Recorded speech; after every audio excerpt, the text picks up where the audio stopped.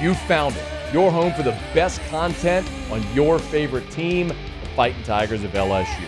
Do us a favor. Subscribe to the channel. Leave your comments below. And be sure to smash that like button.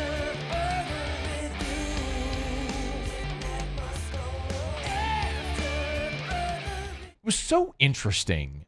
Today I opened up my inbox and I had an email from BetOnline. And sometimes they'll send emails out with updated odds and, for different prop bets or whatever the case may be, win totals. And this one was statistical leaders by conference.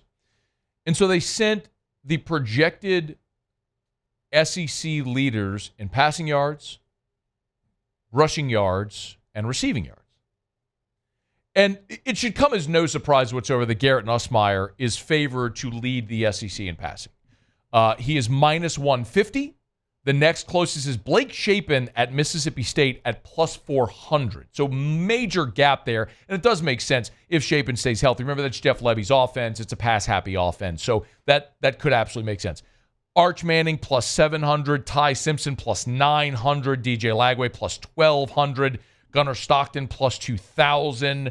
Then Austin Simmons, Taylor Green, Jackson Arnold, Lenora Sellers at plus 2,800. Yeah, it's going to sling it around, right? Anyway, whatever. All that to say, not surprising to see Nuss, the only 4,000-yard passer returning in college football.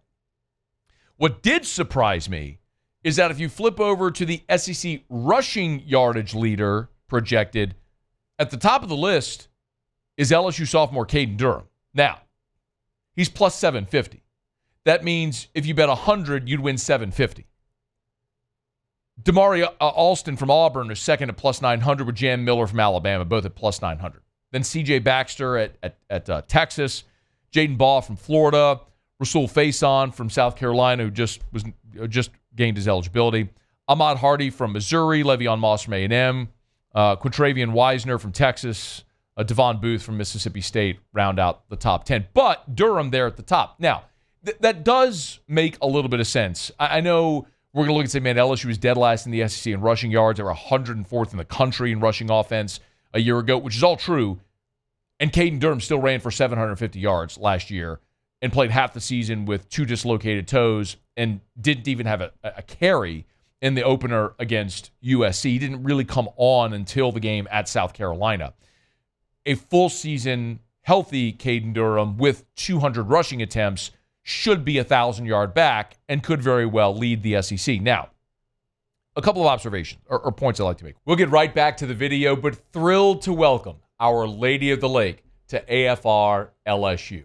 As the championship health partner of LSU Athletics, the physicians at Our Lady of the Lake serve the champions on the field in the purple and gold, but that same level of care is available to you and your family. I've been a proud supporter of Our Lady of the Lake my entire life, from volunteering at the Ronald McDonald Playroom as a high schooler to helping so many of the fundraising efforts for the standalone Children's Hospital to my own son being a patient now at that very Children's Hospital, and my primary care physician, Dr. Kurt Chastain at Our Lady of the Lake Men's Health Group. Our Lady of the Lake has been a part of my medical journey my entire life, and you can learn more as well. Our Lady of the Lake and LSU.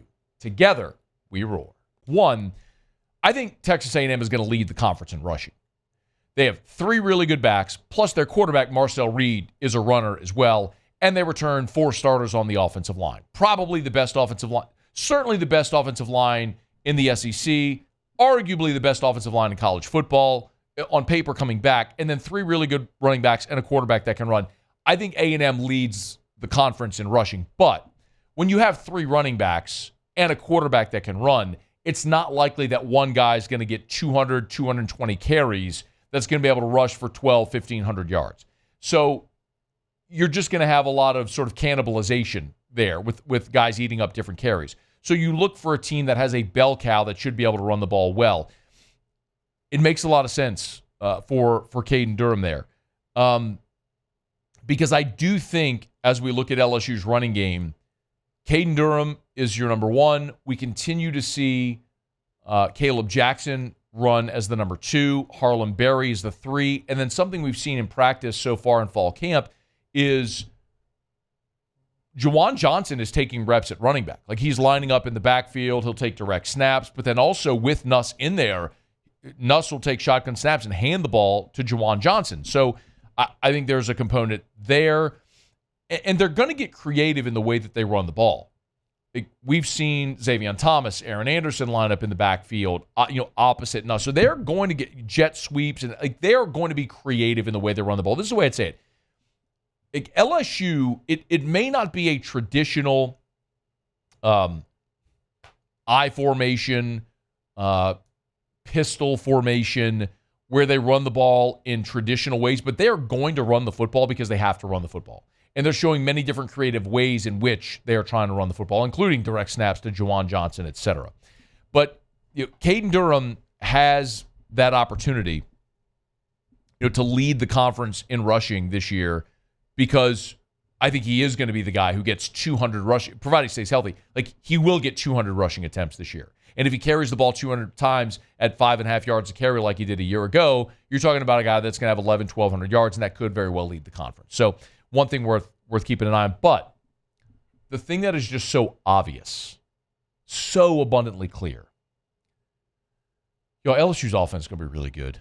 And I know that sounds like a very obvious statement, but you're returning a 4,000-yard passer, a guy that ran for 750 yards last year on a bum wheel, and the embarrassment of riches at receiver, where we talk about Aaron Anderson, your leading returning receiver, Xavier Thomas, who's a proven commodity as well at this point, Chris Hilton, who's a dynamic game breaker. You add Nick Anderson. Oh, by the way, Barrion Brown just keeps making plays every day, and they're forcing him the ball because they know what he can do with it in space.